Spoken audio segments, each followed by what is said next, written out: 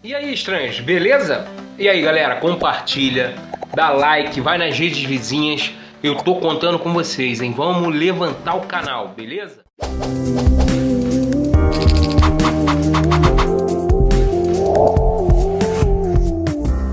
Então, continuando aqui, né? A gente parou lá na chegada do Bento, 2017. E o Bento também, ele vem me resgatar, né, Adriana? Uma história, assim, uma vontade que eu tive e que não deu pra fazer, que era acompanhar o parto da Giovana, né? E eu vou botar, eu vou fazer, a gente vai ter que fazer, aí você vai ter que aparecer. Ela não quer aparecer, tá, gente? Ela foi professora de sala de aula há muitos anos, fez um monte de coisa para um monte de gente público, mas câmera não é, enfim. Não é. Mas vamos lá. Então, a Giovana sempre quis ter um irmão. É. Sempre quis. E aí a gente teve a grata surpresa de receber o Bento. Voltei a trabalhar, fiquei um tempo de licença maternidade. Lembrando uma coisa, a gravidez do Bento, ela foi muito mais tranquila do que a gravidez da Giovana, não tiveram tantas intercorrências, né, como a da Giovana teve. E o parto do Bento foi muito tranquilo. Até porque, assim, eu engravidei do Bento, eu tava com 40 anos. 39 para 40 anos. Então existia muita expectativa. Eu tenho beta-talassemia, então tinha anemia, eu tinha questão da bariátrica e tal, mas foi muito tranquilo. Trabalhei até quase perto de eu ganhar o Bento, foi muito tranquilo. Diferentemente da Giovana, porque com a Giovana, com 34 semanas, a Adriana teve que suspender tudo, porque teve um rompimento de líquido, né? Não, porque a Giovana eu falo que ela deu um duplo escarpado na minha barriga, rompeu a bolsa em cima. E eu fiquei de repouso até ela nascer. Enfim. Então, o cenário do Bento foi completamente diferente. Sim. E aí, Bento nasceu, tudo tranquilo. Só que conforme ele foi crescendo, a partir dos 2 anos, eu comecei a notar algumas coisas muito típicas, né? De apaixonado por ventilador, virava o carrinho, ficava rodando. Pregador, lembra do pregador? Enfileirava os carrinhos de outra forma, pregador. Só que o Bento tinha uma característica de ele demorou pra rir, eu falava que ele engastalhava pra dar uma risada. E aí eu comecei a prestar atenção quando veio a pandemia. Quando veio a pandemia, a Giovana falou assim: mãe, essa fala do Bento é uma fala de desenho animado. Porque encaixava muito direitinho. A ecolalia, né? Ele fala bem, ele tinha uma ecolalia tardia.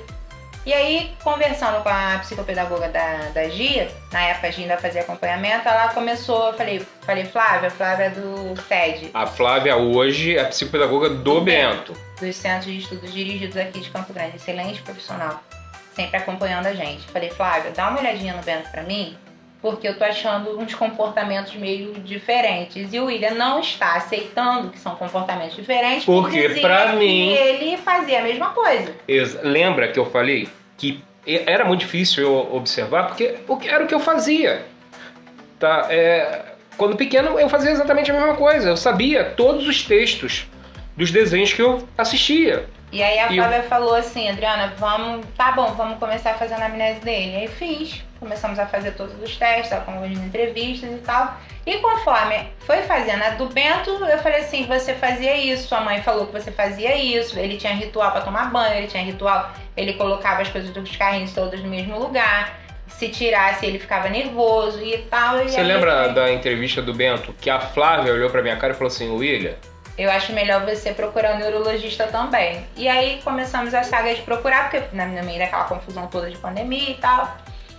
Aí fizemos as coisas que tinha que fazer, vem o laudo do Bento. TEA nível 2, com deficiência intelectual.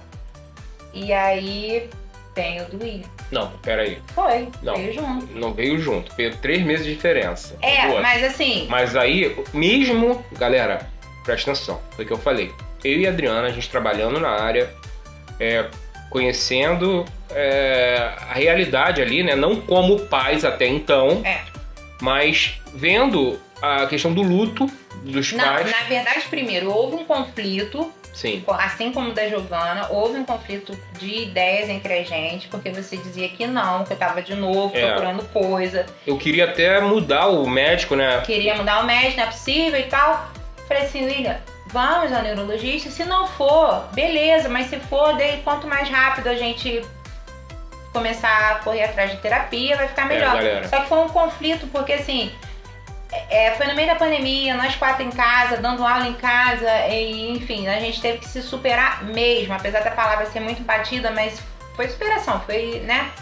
E aí, quando o diagnóstico do William veio... 3 meses depois. 3 meses depois, na verdade, aceitar mesmo o diagnóstico, você tem 1 ano, que você incorporou essa ideia do autismo mesmo na sua vida. Eu relutei muito. Não, será que é? Será que não é? E ficou naquela. E aí... Estamos uma família atípica, dentro dessa dinâmica, e eu tendo que mediar algumas coisas muitas vezes, porque eu falo, quando todos os 3 dão defeito, eu paro, eu olho e falo, Senhor, como assim? Agora deixa eu só te fazer uma pergunta para ser o pé na próxima conversa. E aí, você lembra quando eu saí do consultório do neuro, que fechou o meu laudo? Qual foi a minha reação e o que você me falou? Pera aí, não fala. Galera, no próximo encontro, ela vai falar, tá? Deixa o like, vai nas redes vizinhas, compartilha, mete o dedo aí, galera. Tamo junto, hein? Até a próxima, seus estranhos.